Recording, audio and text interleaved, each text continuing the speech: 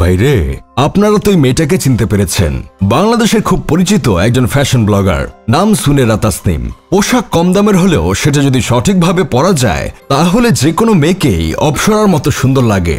এটা বাংলার মানুষকে খুব ভালোভাবে বুঝিয়ে দিয়েছে সুনেরা।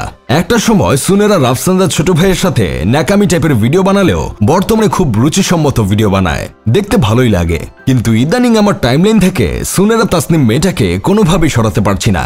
যতই বলি মেয়েটাকে আর দেখবো না, ততই দেখি মেয়েটা আমার সামনে লালপরি নীলপরি হয়ে ঘুরে বেড়ায়। যদি রিলসে ঢুকি 5টা ভিডিওর মধ্যে 3টা ভিডিওই থাকে সুনেরা। চোখে কাজল, কপালে টিপ, বেনি করা চুল, আহা কি দারুণ লাগে দেখতে। চাইলেও মেয়েটাকে ব্লক করতে পারছি না। যদি ব্লক করে দেই তাহলে মনে হবে আমি মেয়েটার গলা চেপে ধরে রেখেছি। নিজের ভিতরেই তখন অশান্তি হবে। আবার মেয়েটাকে সহ্য করতে পারছি না, কারণ আমার একটা গার্লফ্রেন্ড আছে। এখন নিজের গার্লফ্রেন্ড বাদে অন্য একটা মেয়ে যদি আমার টাইমলাইনে সবসময় এইভাবে ঘোরাঘুরি করে তাহলে তো সেটা অন্যায় হবে। আমার গার্লফ্রেন্ড সচরাচর আমার ফোন হাতে নেয় না। আজ রবীন্দ্র সরোবরে দুইজন যখন চা খাচ্ছিলাম তখন কি মনে করে সে আমার ফোনটা হাতে নিয়ে ফেসবুকে ঢুকলো। ফেসবুকে ঢুকে সে যতই নিচের দিকে যাচ্ছে ততই দেখে হয় সুনেরার একটার পর একটা ভিডিও আসছে, নয়তো ছবি। রিলসে ঢুকেও দেখে সেম অবস্থা। কিছুক্ষণ ফোন ঘাটাঘাটি করার পর গার্লফ্রেন্ড আমার দিকে বাংলার রিনা খানের মতো লুক দিয়ে বলল, এই মেয়ের সাথে কি তোমার কোনো রকমের সম্পর্ক আছে? আমি অবাক হয়ে বললাম, ওর রুচি এতটাই খারাপ নাকি? ওর মতো একজন নামকরা কন্টেন্ট ক্রিয়েটর আমার মতো আবুল মার্কা পোলার সাথে সম্পর্ক করবে?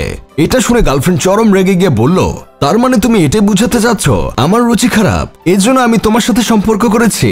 আমি তখন বললাম, আরে না না, আমি এটা মিন করি নাই। গার্লফ্রেন্ড হিল জুতাগুলো হাতে নিয়ে বলল, তুমি এটাই মিন করছো। হয় সুনেরা নিজ মুখে বলবে তোর সাথে তার কোনো সম্পর্ক নাই, নয়তো নেক্সট টাইম আমায় ফোন দিলে তোর পিছনে গলির কুত্তাগুলো লেলিয়ে দিব।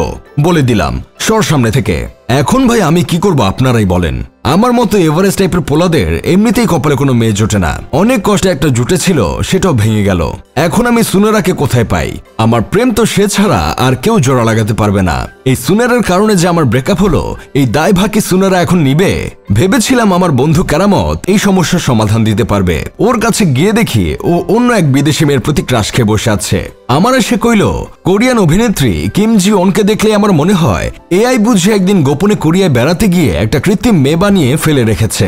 এই জন্য এই মেয়েটাকে বলা হয় জীবন্ত ফিল্টার। মানুষ ফিল্টার দিলেও এত নিখুঁত হয় না। এই মেয়েটার 3টা জিনিস আমার খুব ভালো লাগে, তার কান্না, ফ্যাশন সেন্স, ওর ভাইব। ও কান্না করলে মনে হয় কেউ আমার বুকের মধ্যে একটা মরিচা ধরা ভোতা চাকু দিয়ে হালকা করে টকটক করে গুতাচ্ছে। ইচ্ছে হয় 2টা থাপ্পড় মেরে মেয়েটাকে আরো কাঁদাই। এই মেয়েটার ফ্যাশন সেন্স এতটাই ভালো লাগে, মনে হয় মেয়েটা যদি প্লাজো পরে গোটা প্লাজো ইন্ডাস্ট্রি ওর জন্যই বানানো হয়েছে। সে স্নিকার্স পরুক বা হাই হিল, দুই ক্ষেত্রেই মনে হয় নিউ ইয়র্ক রানওয়ের কোনো মডেল হঠাৎ করে গলির মোড়ে নেমে এসেছে আইসক্রিম কিনতে। ওর ভাইব তো অন্য লেভেলের। কুইন অফ টিয়ার্স ড্রামাটা দেখলে বোঝা যায় এই মায়া কি জিনিস। চিন্তা করেন ভাই অবস্থাটা। এক সুনেরের কারণে আমার অবস্থা চেরাবেড়া, আর ওইদিকে এক কোরিয়ান মেয়ের জন্য কেরামতের অবস্থা কেরোসিন। যাই হোক, শেষমেশ আমি গোলাম হোসেন একটা কাজের কথা কই, কেরামতকে আপাতত কোরিয়া পাঠিয়ে দিচ্ছি, আর আপনারা কেউ সুনেরার সাথে আমার যোগাযোগ করিয়ে দেন। প্রেম বাঁচাতে তাকে প্রয়োজন।